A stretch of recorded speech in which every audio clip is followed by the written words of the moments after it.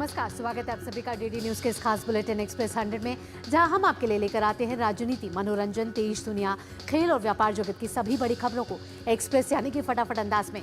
मैं हूं आपके साथ भावना नैयर, तो देखिए खबरें तेज रफ्तार से।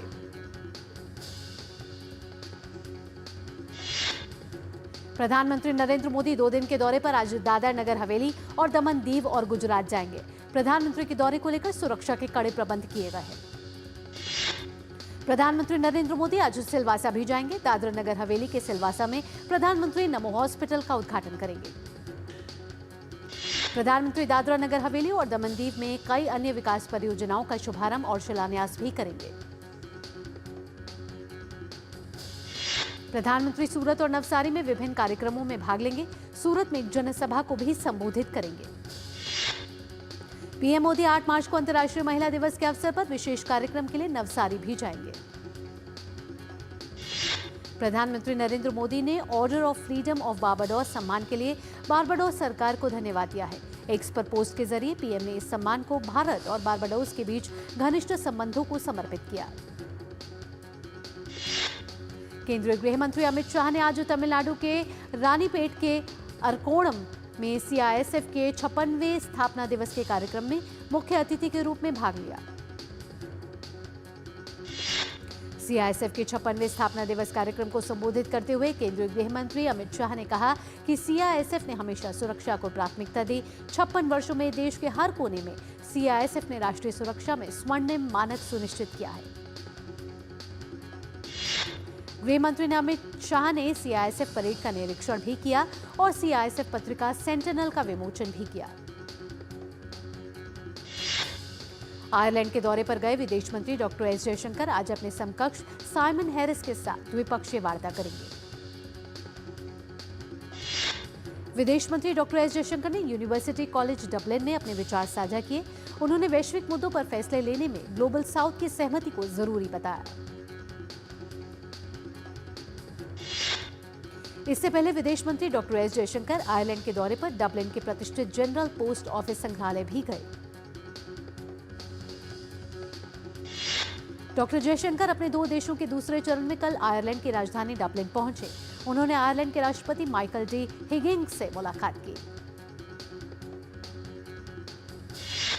26/11 मुंबई आतंकी हमले के आरोपित तहव्वुर राणा को अमेरिका में एक और तगड़ा झटका लगा है। अमेरिका के सुप्रीम कोर्ट ने तहव्वुर राणा की भारत प्रत्यार्पण पर रोक लगाने की याचिका खारिज कर दी है। आज प्रधानमंत्री जन औषधि योजना दिवस है। इस मौके पर दिल्ली की मुख्यमंत्री रेखा गुप्ता ने अपने आवास पर जन मिलन समारोह आयोजित किया। लोगों से मुलाकात करते हुए रेखा गुप्ता ने दिल्ली वासियों को 7वें जन औषधि दिवस की बधाई दी। दिल्ली की मुख्यमंत्री रेखा गुप्ता विकसित भारत 2047 के लिए महिला शक्ति कार्यक्रम में शामिल हुई। केंद्र सरकार लोगों के बेहतर स्वास्थ्य के लिए लगातार प्रयासरत है। केंद्रीय स्वास्थ्य मंत्री जेपी नड्डा ने कहा कि अब तक करीब 15,000 जनऔषधि केंद्र खुले। इस साल 5,000 और केंद्र खोले जाएंगे। वहीं साल 2027 तक 25,000 जनऔषधि केंद्र खोलने का लक्ष्य है। सेना प्रमुख जनरल उपेंद्र द्विवेदी ने गुरुवार को स्ट्राइक 1 कोर का दौरा किया और क्षमता विकास सम्मेलन में भाग लिया। उन्होंने उत्तरी सीमाओं पर विकास के लिए संरचना की परिचालन तैयारियों की भी समीक्षा की। उत्तर प्रदेश के मुख्यमंत्री योगी आदित्यनाथ ने पूर्व मुख्यमंत्री गोविंद बल्लभ पंत की पुण्यतिथि पर गोरखपुर में उनकी प्रतिमा पर पुष्पांजलि अर्पित की। साथ ही सीआईएसएफ की साइकिल रैली को भी हरी झंडी दिखाई। उत्तर प्रदेश के मुख्यमंत्री योगी आदित्यनाथ ने गोरखनाथ मंदिर में जनता दर्शन के दौरान लोगों की समस्याएं सुनी। दिल्ली के उपराज्यपाल विनय कुमार सक्सेना ने अमृत जैव विविधता पार्क का उद्घाटन किया। असम में अवैध बांग्लादेशी घुसपैठियों की धरपकड़ जारी है। असम पुलिस ने गुरुवार को 4 और अवैध बांग्लादेशी नागरिकों को पकड़ा। इनकी पहचान मोहम्मद रफीक, मोहम्मद सलीम, जाकिर हुसैन और मोहम्मद सैदूर के रूप में हुई है।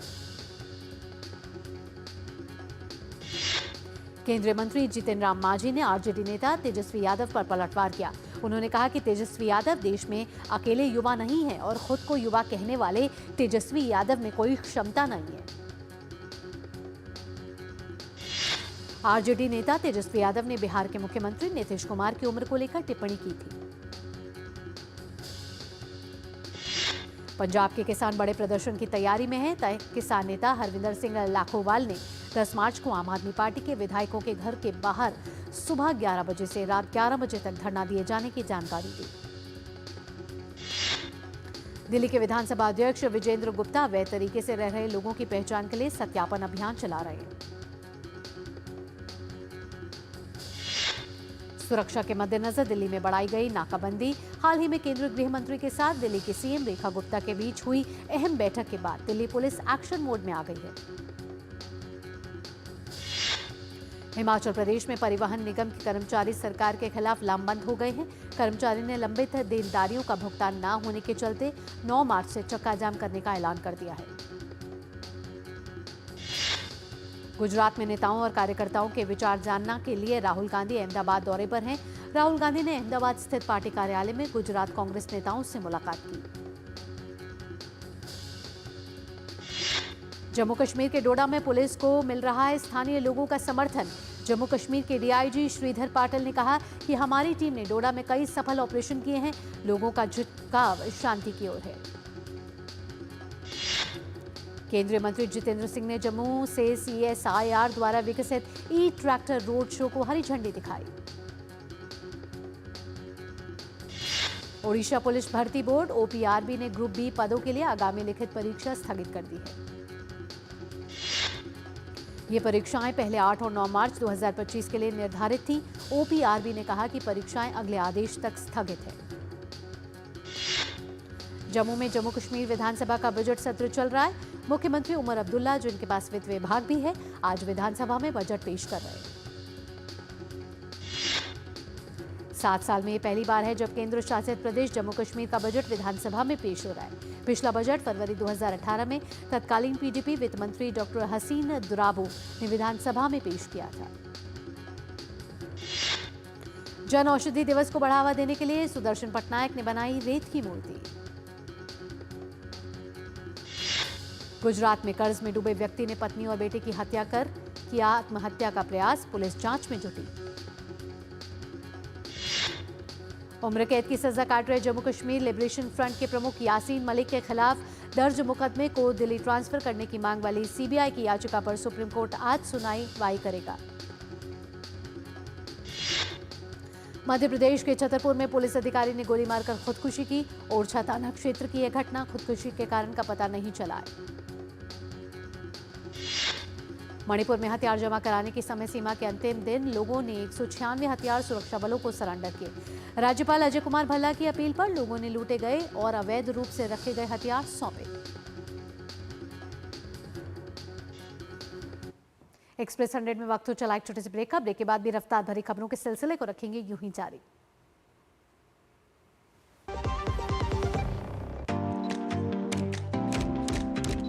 ओह लवली, वेल डन। अब होगा बड़ा स्टूडियो, नया कैमरा, नई लाइट्स, लगे हाथ नई कार भी ले लो उसी लोन से। नो, लोन लिए गए काम में ही लगाओ, समय से EMI चुकाओ, क्रेडिट स्कोर बढ़ाओ और अगला लोन आसानी से पाओ। कार नहीं तो मेरी फोटो तो ले लो।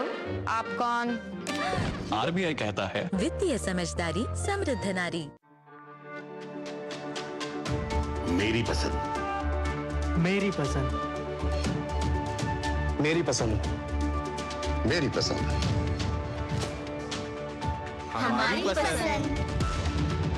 हम सबकी पसंद। मजबूत देश का मजबूत सरिया हो गया स्टील।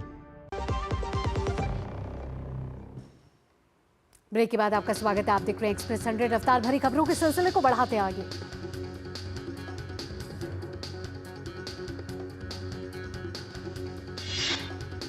भाजपा राज्यसभा सांसद दिनेश शर्मा और केंद्रीय मंत्री कृष्णपाल गुर्जर ने गृह प्रवेश से पहले अपने अपने तुगलक लेन आवास की नेम प्लेट बदलकर स्वामी विवेकानंद मार्ग कर लिया है। केंद्रीय गृह मंत्री अमित शाह के निर्देश के बाद दिल्ली पुलिस लगातार घुसपैठियों के खिलाफ कार्रवाई कर रही है। पुलिस ने दिल्ली के पंजाबी बाग इलाके से 2 बांग्लादेशी नागरिकों को पकड़ा है, जिनकी पहचान सजल मियां और मोहम्मद अली के रूप में हुई है।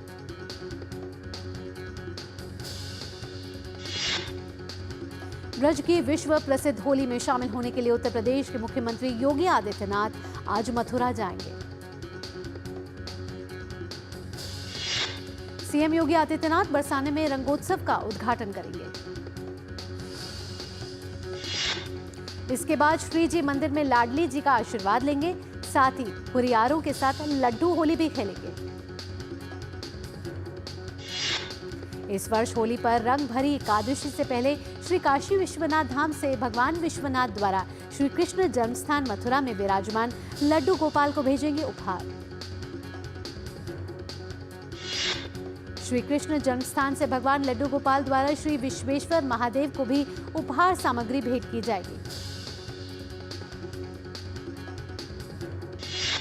उत्तर प्रदेश के बरेली में भव्य और ऐतिहासिक फ्लावर शो का आयोजन किया जा रहा है। यह आयोजन 7 मार्च से 9 मार्च तक चलेगा, जिसमें 2 लाख से अधिक फूलों के पौधे लगाए जाएंगे। जम्मू कश्मीर में पहाड़ों पर हुई भारी बर्फबारी के बाद पहाड़ सफेद चादर में लिपटा दिखा। बढ़त के साथ खुले भारतीय शेयर बाजार। शुरुआती कारोबार में सेंसेक्स करीब 140 अंकों की बढ़त के साथ 73,130 पर, वहीं निफ्टी 46 अंक चढ़कर 22,129 पर कर रहा है कारोबार। केंद्रीय वित्त मंत्री निर्मला सीतारमण ने विशाखापट्टनम में बजट के बाद की बातचीत में एमएसएमई के डिजिटल फुटप्रिंट के स्कोरिंग के आधार पर नया क्रेडिट मूल्यांकन मॉडल लॉन्च किया।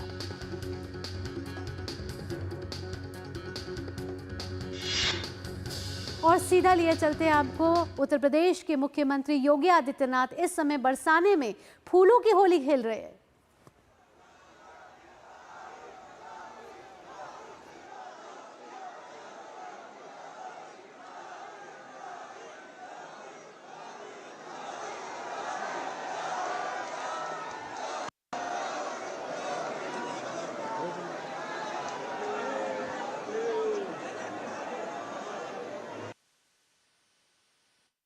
बरसाने में इस समय मनाई जा रही है फूलों की होली और उत्तर प्रदेश के मुख्यमंत्री योगी आदित्यनाथ की तस्वीरें आप देख रहे थे, जो बरसाने पहुंचे और उन्होंने भी फूलों की होली खेली है। आइए अब आगे बढ़ते और रफ्तार भरी खबरों के सिलसिले को बढ़ाते हैं आगे।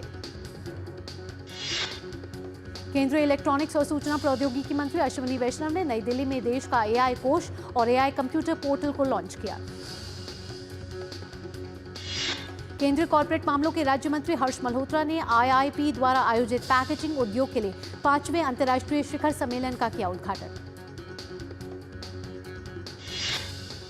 भारतीय अंतर्देशीय जलमार्ग प्राधिकरण ने जम्मू कश्मीर में 3 राष्ट्रीय जलमार्गों पर नदी क्रूज पर्यटन को बढ़ावा देने के लिए जम्मू कश्मीर सरकार के साथ एक एमओयू पर हस्ताक्षर किए। जियो स्टार कंपनी बना रही है 1100 कर्मचारियों को निकालने की योजना। हालांकि निकाले जाने वालों को 6 महीने से 1 साल तक का वेतन दिया जाएगा।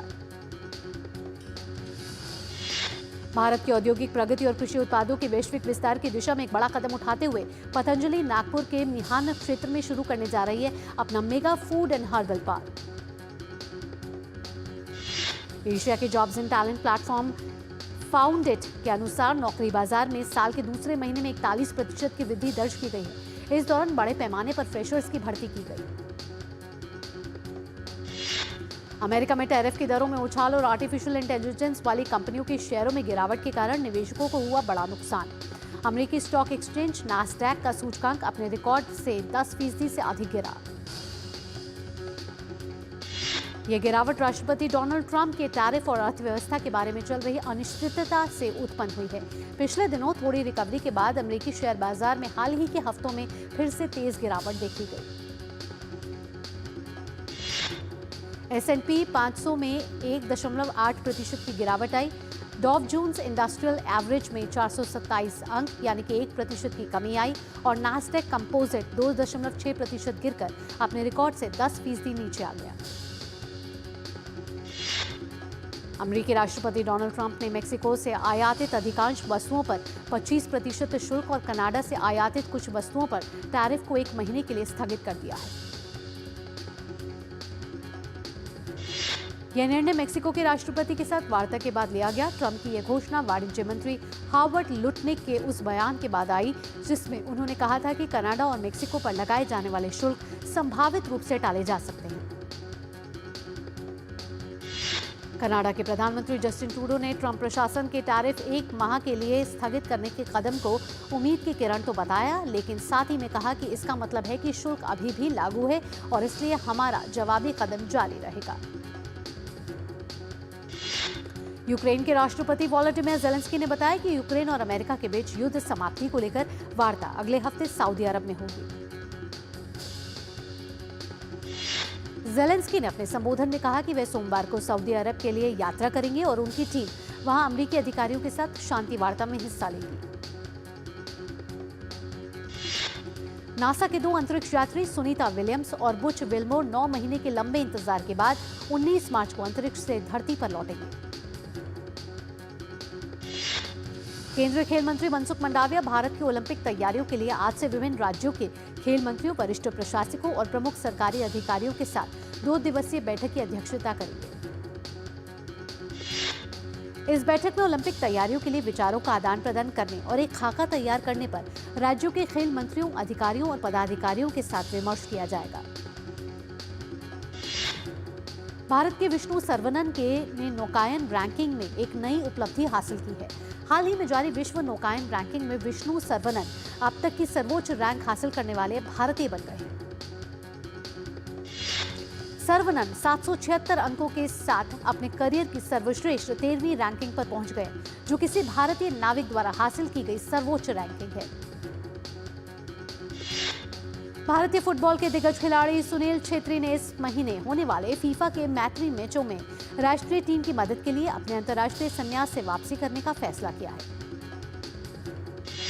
दिग्गज खिलाड़ी सुनील छेत्री ने यह कदम अपने शानदार करियर के बाद संन्यास की घोषणा के 1 साल से भी कम समय के भीतर में उठाया है। त्रिकोणीय बधे T20 सीरीज में ऑस्ट्रेलिया ने भारत को 5 विकेट से हरा दिया। भारतीय बधे टीम ने निर्धारित 20 ओवर में 6 विकेट खोकर 150 रन बनाए। जवाब में ऑस्ट्रेलिया ने 5 विकेट खोकर लक्ष्य हासिल कर लिया। महिला प्रीमियर लीग के 16वें मैच में मुंबई इंडियंस ने उत्तर प्रदेश वॉरियर्स को 6 विकेट से हरा दिया है।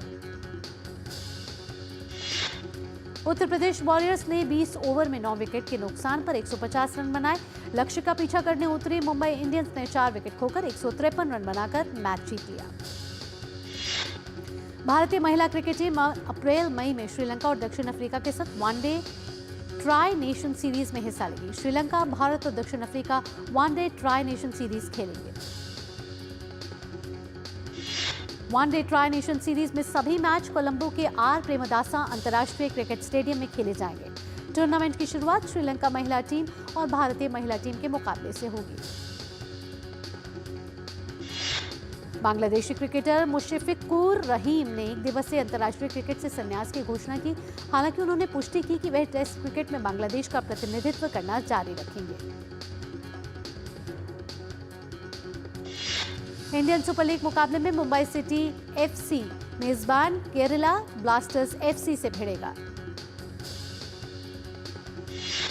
मुंबई सिटी एफसी और मेजबान केरला ब्लास्टर्स एफसी के बीच ये मुकाबला कोच्चि के जवाहरलाल नेहरू स्टेडियम में शाम 7:30 बजे से खेला जाएगा। विश्व विख्यात हिम क्रीड़ा केंद्र औली में नेशनल स्की चैंपियनशिप का आयोजन 16 से 19 मार्च तक होगा। 19 मार्च को नेशनल चैंपियनशिप का समापन होगा। नेशनल स्की चैंपियनशिप में 16 मार्च को राष्ट्रीय स्तर की विभिन्न स्की प्रतियोगिताओं का विधिवत शुभारंभ होगा। 17 और 18 मार्च को सलालम और जेंट सलालम रेस और स्नो बोर्ड प्रतियोगिताएं आयोजित होंगी। मुक्केबाजी की 8वीं एलीट राष्ट्रीय चैंपियनशिप प्रतियोगिता ग्रेटर नोएडा में आयोजित होगी। इस प्रतियोगिता में देश की शीर्ष 300 महिला मुक्केबाज हिस्सा लेंगी। फिल्म रॉबिनहुड 28 मार्च को सिनेमाघरों में होगी रिलीज। फिल्म में साउथ अभिनेता नितिन और पुष्पा फेम श्रीलीला आएंगी नजर। फिल्म के पहले गाने का पोस्टर हुआ जारी। साउथ सुपरस्टार विजय की आखिरी फिल्म जन नायकन का टीजर उनके जन्मदिन यानी कि 22 जून 2025 को होगा जारी। अभिनेता ने पुष्टि की है कि राजनीति में सक्रिय रूप से प्रवेश करने से पहले ये फिल्म इंडस्ट्री में उनका आखिरी प्रोजेक्ट होगा। फिल्म मुकुथी अम्मान के सीक्वल मुकुथी अम्मान 2 में लीड रोल में दिखेंगी नयनतारा। चेन्नई में मुहूर्त के साथ की गई फिल्म लॉन्च। अनूप सोनी द्वारा होस्ट किया जाने वाला टीवी शो क्राइम पेट्रोल अब 17 मार्च से ओटीटी प्लेटफॉर्म पर होगा स्ट्रीम। सोहम शाह की फिल्म क्रेजी आज से सिनेमाघरों में एक नए क्लाइमेक्स के साथ होगी उपलब्ध। दर्शकों की मांग को देखते हुए निर्माताओं ने यह फैसला लिया। अभिनेत्री नीतू चंद्रा ने गायक हनी सिंह के नए गाने मेनियाक के खिलाफ पटना हाई कोर्ट का किया रुख। उन्होंने अदालत में कर्जे दाखिल करके कहा कि गाने में असभ्यता दिखाई गई है। बॉलीवुड फिल्मों के निर्माता सुभाष घई ने आए दिन सिनेमाघरों में दर्शकों की घटती संख्या पर प्रतिक्रिया देते हुए कहा कि इसे लेकर उन्होंने टिकटों के मूल्य को सस्ता करने की मांग की है। फिल्मी दुनिया में हीरो और हीरोइन को मिलने वाले वेतन में अंतर पर अभिनेत्री शेफाली शाह ने कहा कि ये बिल्कुल भी ठीक नहीं है। वेतन के लिए आधार हमेशा योग्यता को बनाया जाना चाहिए। निर्देशक निर्माता नीरज पांडे की सीरीज खाकी द बंगाल चैप्टर से दिग्गज क्रिकेटर सौरव गांगुली करेंगे acting debut. Series OTT platform पर 20 मार्च 2025 को होगी रिलीज।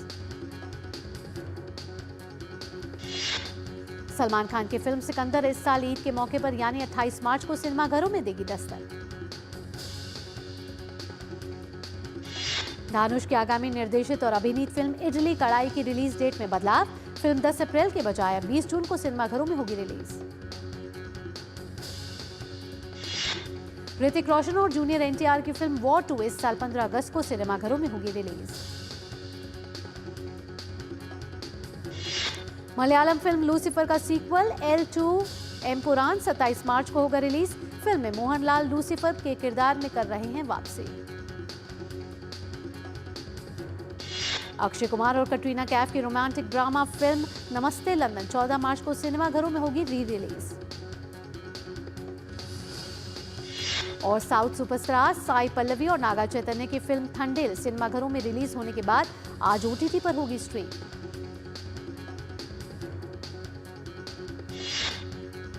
इसी के साथ एक्सप्रेस 100 में फिलहाल इतना ही। देश और दुनिया की बाकी खबरों के लिए आप जुड़े रहिए डीडी न्यूज के साथ। फिलहाल के लिए मुझे दीजिए अनुमति। नमस्कार।